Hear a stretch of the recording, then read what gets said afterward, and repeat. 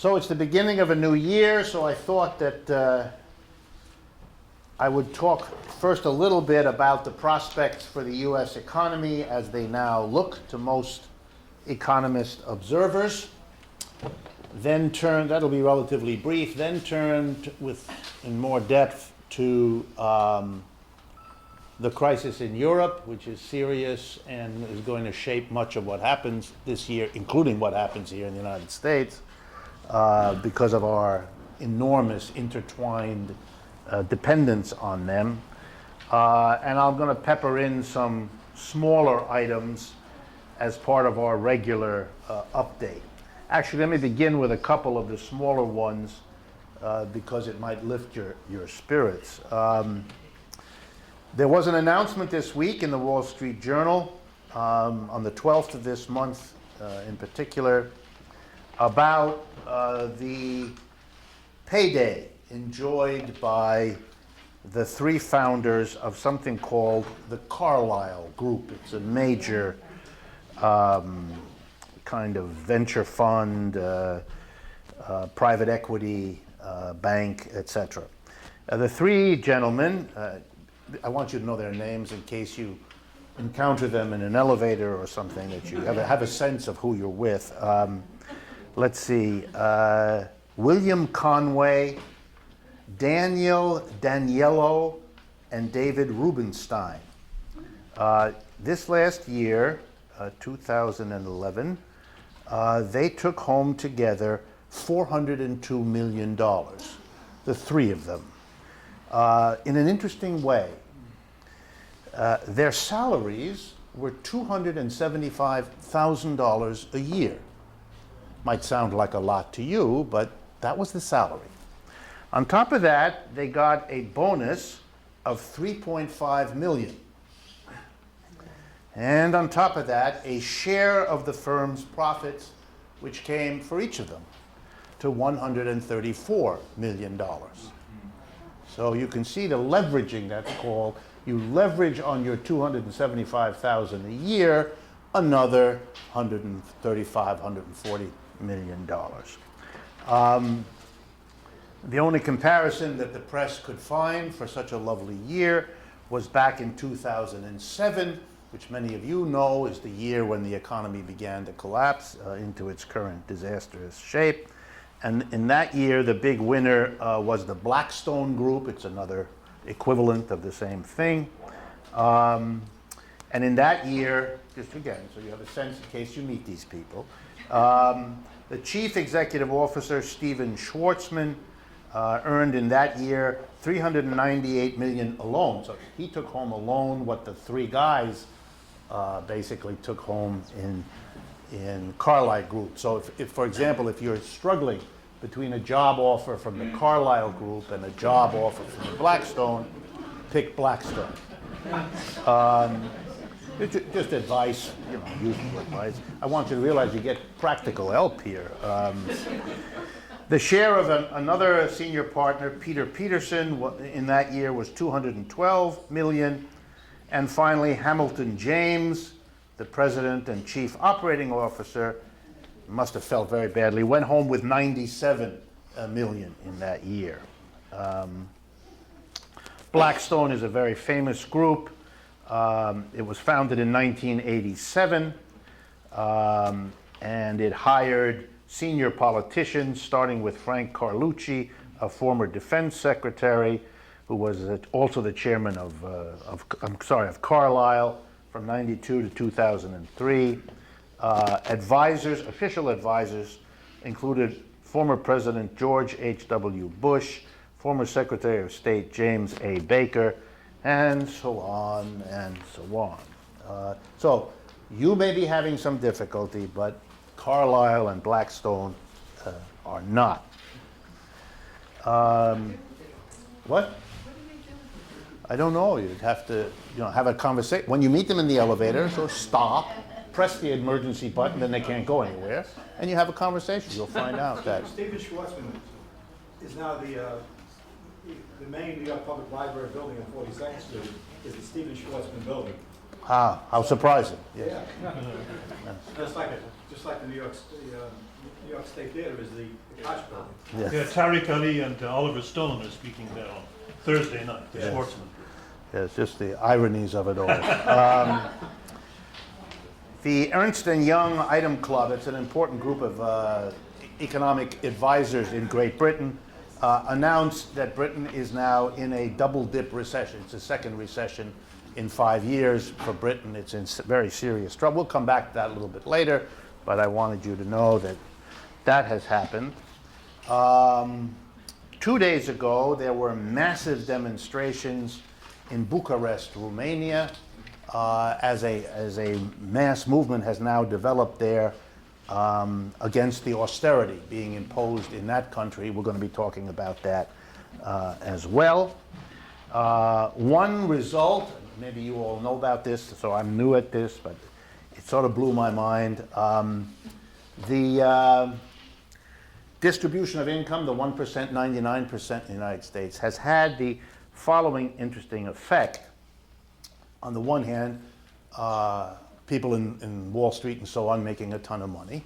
And on the other hand, students in American universities accumulating levels of debt that are really astronomical these days and are going to have serious financial effects because basically a huge number of the students cannot, will not, and are not paying those debts back. And securities were issued and people invested all over the world based on student debt, which is just a time bomb sitting there because the students cannot and will not pay it back.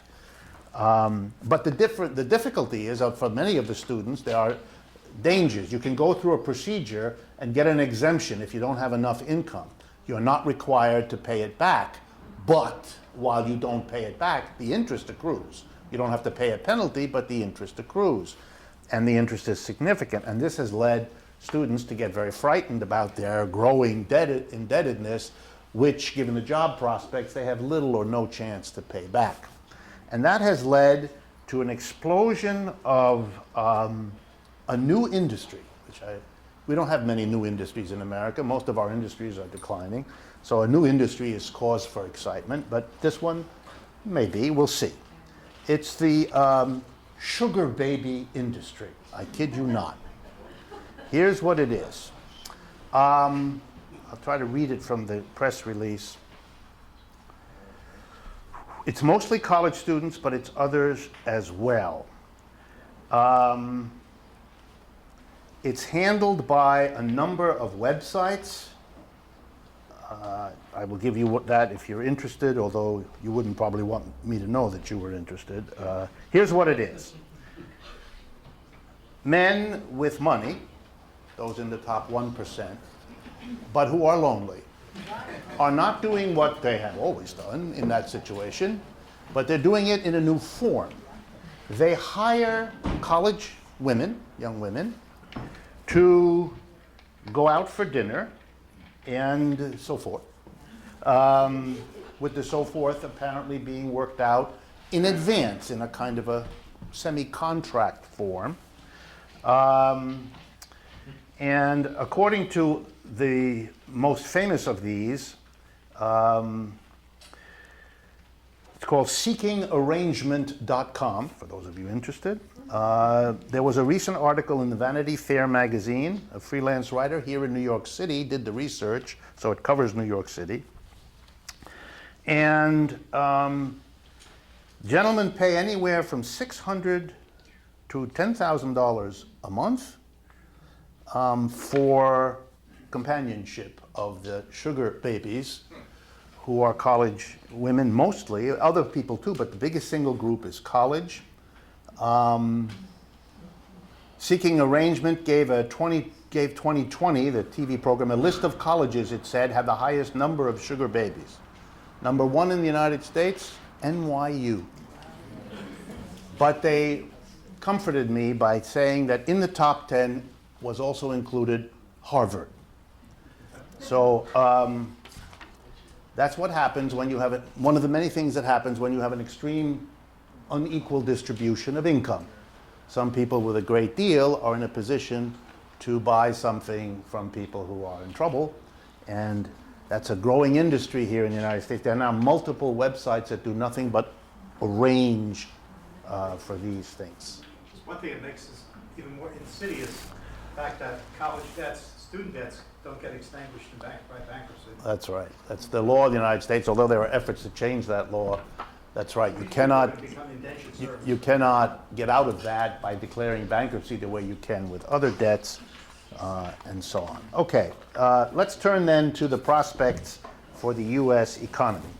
Let's begin by referring to a piece of good news.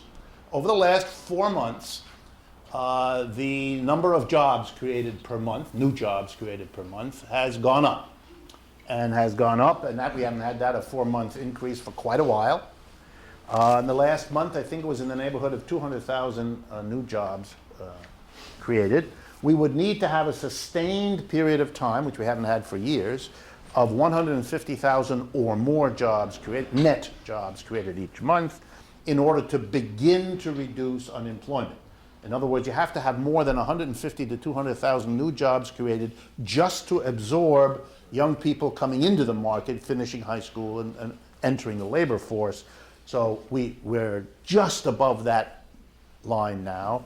And so if that were to continue all year, for example, for this year, then there would be a real impact made on unemployment.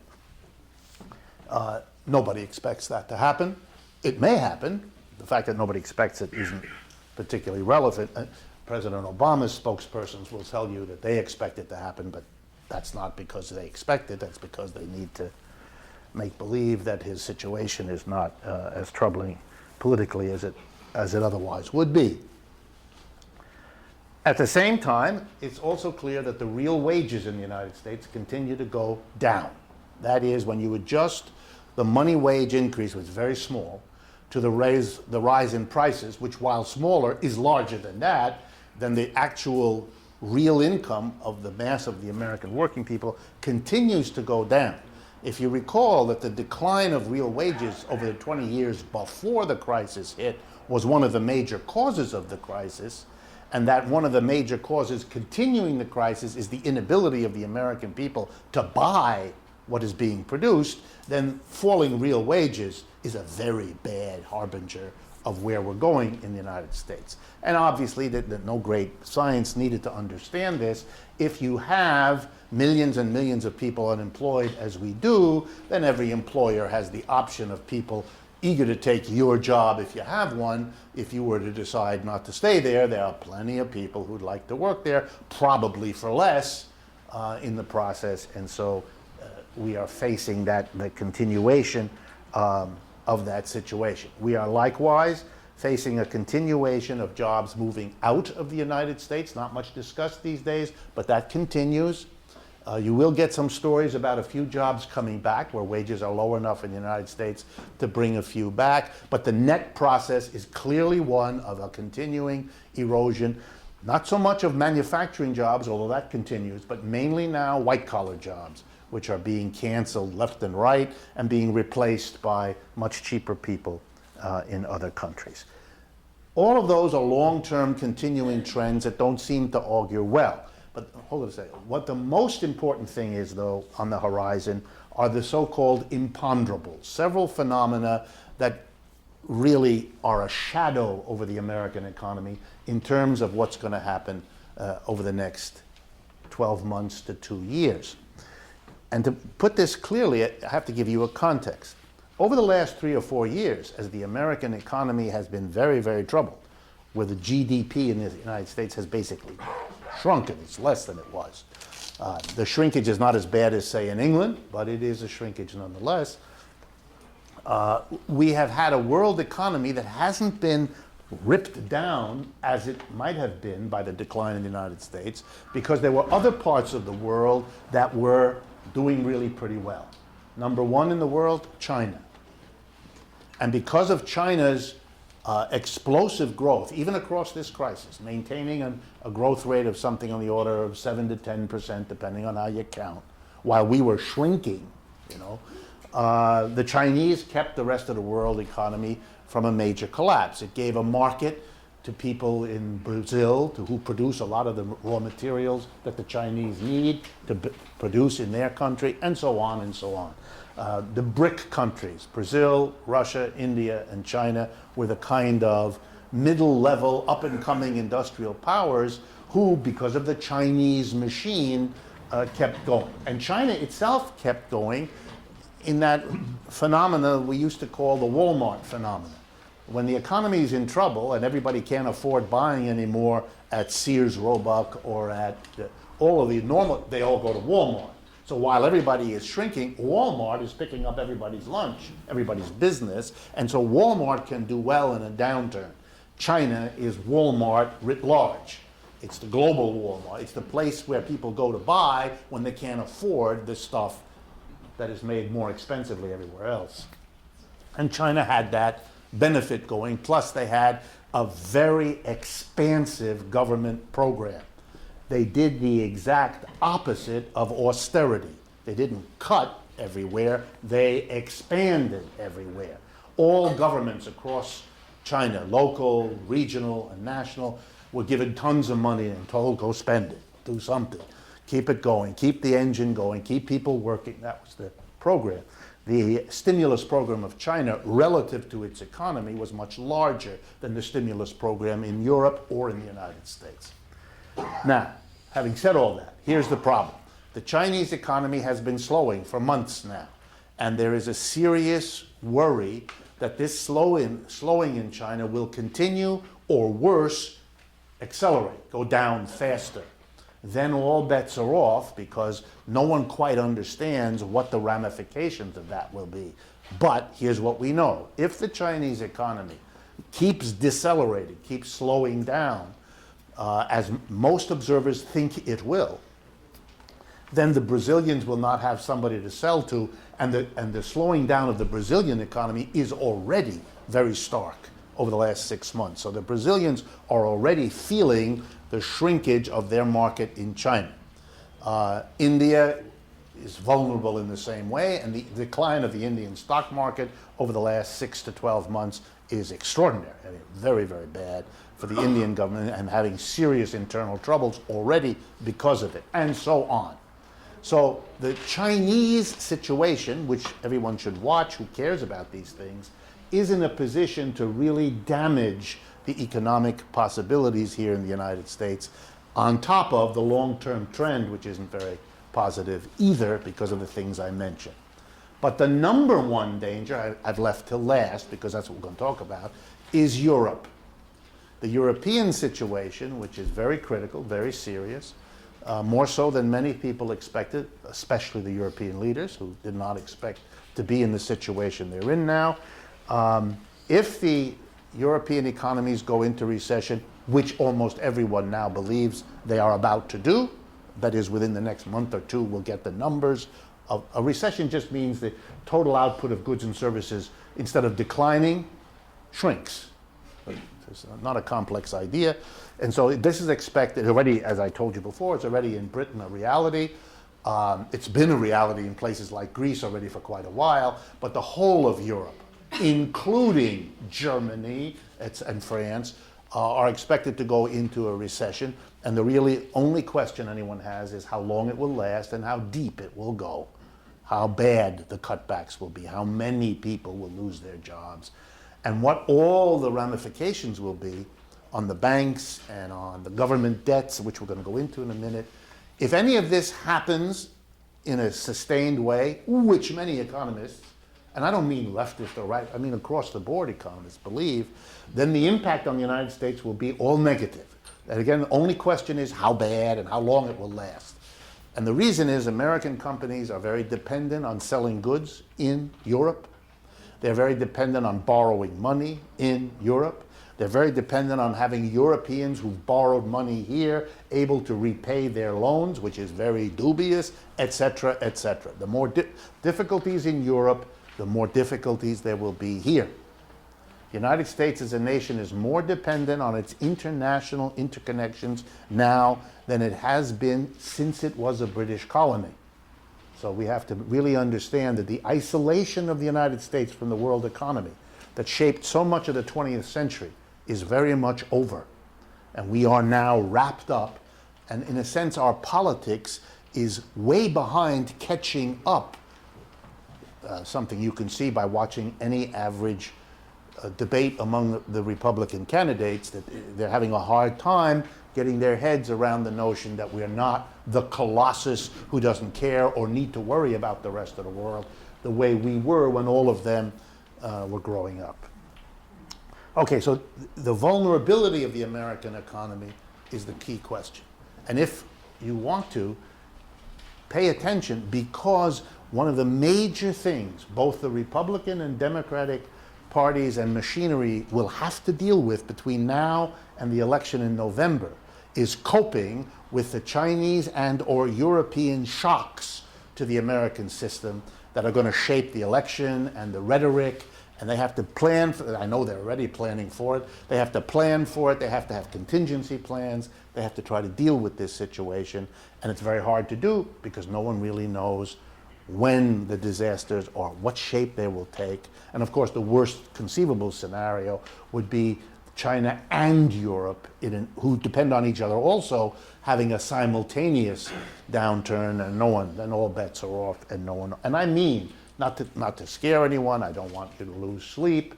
Be sure this evening to drink a lot so you get rid of these ideas. But no one knows how bad this can get. But to take a look at some of the economies in Europe, which is what we're going to do next, would give you a good foretaste of what we're talking about here. All right. Let me turn then to Europe. The key event since last we met has, of course, been this last week, the decision by the Standard & Poor and the other rating agencies to downgrade 9 countries. Standard & Poor downgraded the credit rating of 9 countries in Europe, 9, led by France, which lost its AAA, that is the most secure rating. This is a statement by Standard & Poor that it is riskier than it used to be in a significant way to lend money to these who are among the richest governments on the planet. So you can imagine how everybody else is in terms of riskiness as a borrower if a place like France or any of the other countries that got downgraded has this experience. And I understand many of you know something about Standard & Poor's and what a miserable job they did in evaluating the riskiness of securities and other instruments here in the United States leading up to the current crisis. And the criticism of them is deserved by them and merited. And I don't want to question it. But because they did that, they're actually more careful now than they were before not to get caught again making believe that something is secure when it isn't. So they worked a long time. They worked very hard and against a lot of pressure. The European governments put an enormous pressure on those companies not to do what they did. It was very bad for them. When your credit rating is lowered, say you're in France, it means that as of last week, when the French go to borrow money, they now have to pay more than they did the week before. And it may be a big difference. It's going to cost the French government more money to borrow, money which they're going to have to take away from their own people's services, which makes their own people angry, very angry. The polls last week in France, just to give you an idea, there are now 3 major candidates for president. The election in France will be this year, later this year.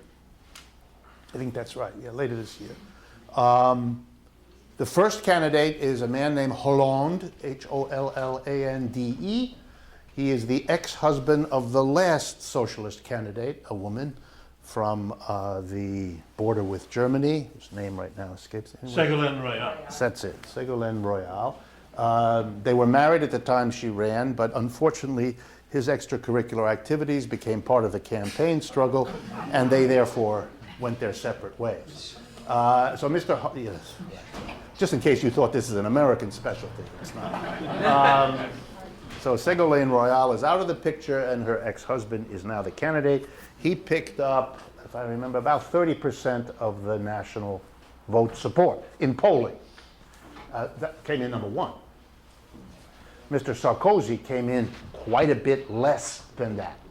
But the real surprise was just a little bit less than Sarkozy is the daughter of Monsieur Le Pen. Le Pen is the nationalist, anti-immigrant leader in France, and he's too old now. So his daughter has basically taken over the Front National, the National Front there. And so if Sarkozy, hint to you, if Sarkozy cannot figure out a way to pull the right-wingers that support the National Front away and to support him, then he will lose, and the socialists will take over in France at the time of the election. So he has to develop a campaign to win them over, which means he has to be very anti-immigrant, since that's the base of their support. He has to make sure that he gets rid of gypsies. He tried that already once. That didn't work. He's going to try that again. He has to find another country to bomb. Libya's over. He'll find another one. He has to take all kinds of symbolic and not so symbolic steps to present. That's their political struggle. And now he has to do it with greater difficulty because the credit rating of his country has been downgraded, and that doesn't make him look like a great leader. It makes him look like he's presiding over bad news, and that's not good for him. Okay, so what has happened in Europe? What are the problems? And there are two major ones. I'm going to deal with one first and then the other, and then show you how they interact, which you'll figure out anyway. But I want to focus on this because you're going to be reading about this. You already have been for a long time, and I want it to be as clear as possible what is going on here. I've already talked at previous ones of these meetings, as some of you know who come repeatedly, about the European situation. And in one of those, I said something which has gotten me, I don't know, about a dozen emails, about half of them from the United States, the other half from Europe. The thing we do here each month goes up on my website, and then, you know how the internet works, it goes everywhere. In that, I voiced a criticism, and it was taken to heart by a number of viewers, who I assume are going to be hearing and seeing what I'm saying now, that I was critical of Germany, because Germany has done really very well in the European situation over the last decade, and nobody else has done anywhere near so well. Not even the Scandinavian countries done pretty well. The French, okay, but the Germans are doing really well. And I pointed out that the German prices didn't go up the way they did everywhere else in Europe, and so the Germans were able to get an edge in how things developed. The statistics there are unambiguous and they're quite clear. Of course, it's a question of how you interpret them. But I want to make clear, I'm not picking out a culprit. The Germans aren't the bad ones who did it, who made it happen. The Germans tried to take advantage of the unified economy of Europe, the formation of the euro as the new currency at the beginning of this century, just like every other country tried to make it in that situation. The Germans did real well and took steps that worked for them that other countries didn't take. The blame and the explanation is spread about among all of them. But what's unambiguous is that one of the things the Germans did was hold down their wages through a negotiated deal between the capitalists and the unions, and to hold down their prices. And that gave them an advantage over the other countries that for a whole host of reasons either couldn't or didn't do that. So please understand, I'm not looking to blame one, because it's not my argument. It's not the kind of way I do this kind of analysis. If you hear me say something that's critical of a country, it's not because they're the culprit, they're the bad guys. The problem in Europe, like the problem in the United States, is systemic. It has to do with the way a system works. A system that provides rules and incentives that various people follow as best they can, and the outcome is more attributable to the system and the incentives it gives than to the greater or lesser way various players respond to those incentives. So the first big problem in Europe is this problem of government debt. Country after country in Europe has borrowed lots and lots of money. What Standard & Poor's did was downgrade the creditworthiness. The basic argument of Standard & Poor's was the following. These countries have borrowed a ton of money in the last few years, and many of them had been borrowing well before that for a long time. So they're really in debt. And at the same time, their economies don't look so good. Therefore, It's like with you. If your debts are rising, but your income and job situation is looking, bleh, this is a troubling scenario. Your obligations are going up, but your capacity to meet them isn't keeping pace. That's the argument of Standard & Poor. And that argument is unexceptional. That's clear what's going on all over Europe, by the way, in Germany too. But everywhere else, much more than in Germany, there's this rising debt and an economic situation that makes it harder to service debt at the time that the debt is going up. So we have to ask the question, why is this going on? What's going on here? First and foremost, before the crisis hits, it's really crucial that you all kind of have this in your head. Before the crisis hits, government debt has become, over the last half century, more and more a staple of how society, modern capitalist societies work, in a way that was not true before. That is, borrowing by the government has resolved certain problems of the capitalist system. The way that capitalist system works, having the governments borrow solves a problem. And I want to make sure that that's clear. What's the problem? Every capitalist society, every capitalist economy is divided, more or less, into two groups, employers and employees. In this country these days, we refer to this as the 1% and the 99%, because the employers are now so concentrated in a few hundred mega corporations that it really is 1%, and everybody else is more or less an employee, or I know many of you are self-employed persons. That's another way of saying employee. It's just more indirect. In any case, in every capitalist country, there's a growing gap between the employers and the employees. Both of these groups want something from the government. Unfortunately, they want the same thing from the government. Let's start with the employer. They want the government to provide them with all kinds of costly services. They want the government, in this case the United States, to maintain military bases all over the world, making sure they have access to invest in other countries, to buy cheaply from them, to sell advantageously to them, and to make sure that everything works like that. That's very expensive, our military apparatus around the world. We used to claim we had to do that to protect ourselves against the Soviet Union. That was the thinnest argument imaginable, but it's become really thin now that there isn't any Soviet Union. But it continues. And as soon as the Soviet Union is gone, we have, fortunately, Muslims.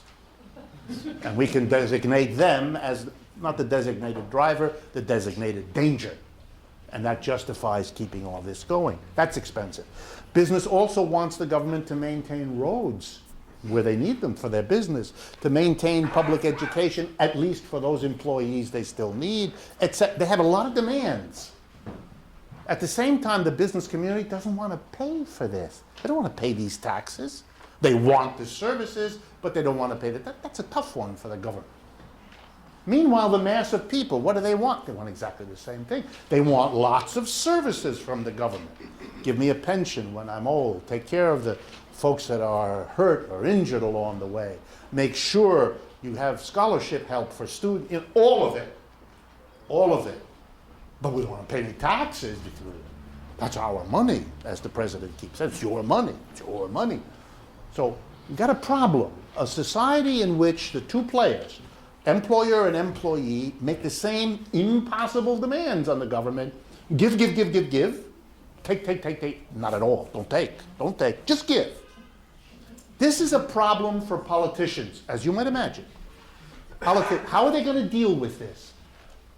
If they give the businesses what they want and don't tax them, then they'd have to go to the mass of people, not give them what they want, and tax them. This is a way to get very bad votes in the next election. Get a lot of money from the corporations, but you alienate the mass of people, and even money from corporations in huge amounts may not suffice. On the other hand, you could give the people what they want, not tax them, and really go stick it to the rich and the corporate, but then they won't give you any money. And that's not good either. Solution of all governments, all, borrow.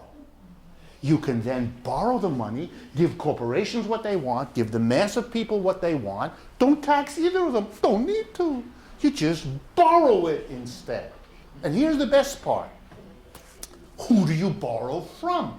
You can't borrow from the mass of people. They don't have anything. You go to the rich and the corporations, and you say to them, hey, I just did you a big favor. I didn't tax you. Now I'm going to do you another favor. I'm going to ask you to please lend me the money you didn't pay in taxes. I will give it back to you, and while you wait, I'll pay you interest. As I often say, to make the point, at this point, we should stop and play the national anthem. Because this is a fantastic way to resolve a problem. In every country, the business, the rich, save on taxes and instead get a debt from who? From the most secure borrower you could imagine, the most certain to pay you back and to cover your, instead of taxes, you have a loan to the government that they have to pay back with it. Who's going to complain? The rich think this is a genius invention of financial wizards. No. This is a hustle. This is a fantastic hustle. And it has worked. For decades, it builds up. It builds up debt. Now it's okay because if economies are growing, even though the government has rising debt, if there's more and more being produced, then without raising the tax rates, as more and more income is generated, more money flows into the government, which it uses to pay the interest on the debt. Now, it's a cost to everybody because that money might otherwise have been used to provide wonderful services to the Americans. It isn't. Or to the people in any other country. Instead, it's used to keep servicing the debt. But that's how capitalism has resolved what? Well, not to steal someone else's words, it's a way of resolving the class conflict between employers and employees, showing up in their contradictory demands on the government, which are papered over by a political class whose major job is to engineer the borrowing frenzy. So far, so good. If economies grow, more money comes into the government, it can pay off the debts, and we can keep doing this, which we have for decades. The fly in the ointment is the crisis that hits in 2007. Suddenly, this whole system is broken because the wealth in societies isn't going up, and therefore there isn't more money coming into the government. So it can't pay off its debts.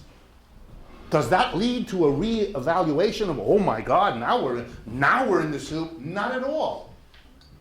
It leads governments everywhere to do the opposite of what rationality would have dictated. They borrow more. To deal with the crisis, the government says, more, give us more, so we can cope with this. We can have a stimulus program.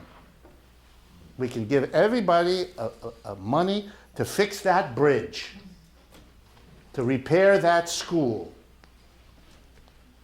to help cities and towns deal with their own budget crises as local taxes collapse and so forth. So that's what every government does. It tries to cope with the crisis, offset the downturns ramifying everywhere starting in middle 2007 by borrowing even more money. The debts take off.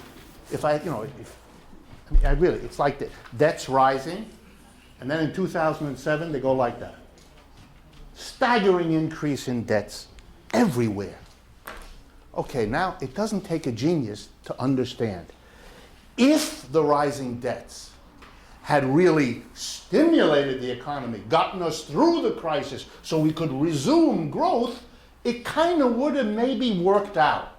And that's what every leader, Sarkozy, Merkel, Bush, Obama, that's what they hoped for. They hoped in 2008, they hoped in 2009, in 10, and 11. It didn't happen. There was no resurging economy of economic growth, not at all. Flat, boring, and across everywhere, with maybe the exception of Germany, until now. Germany's now in trouble too, but for a while, with the exception of Germany, England a disaster, America, everywhere. Not everywhere, but most places. Okay, now along comes Standard & Poor, and what do we got? Well, we got what I told you. Rapidly rising debts and an economy that isn't growing to pay for it. That's just a crisis waiting to happen. The government has to come up with more and more money to pay the interest on this mountain of debt. Not only that, but remember the debt having been accumulated over many years, and any given month, billions and billions of dollars come due. Normally, a government faced with having to what's called refund a debt that comes due simply turns it over. They literally call the owners, the banks who own most of it, and they say, look, we know that we're supposed to pay you back the 10-year loan that is due on March 15th of this year. Would you please roll it over? What that means is you just extend the loan for another 10 years or 5 years.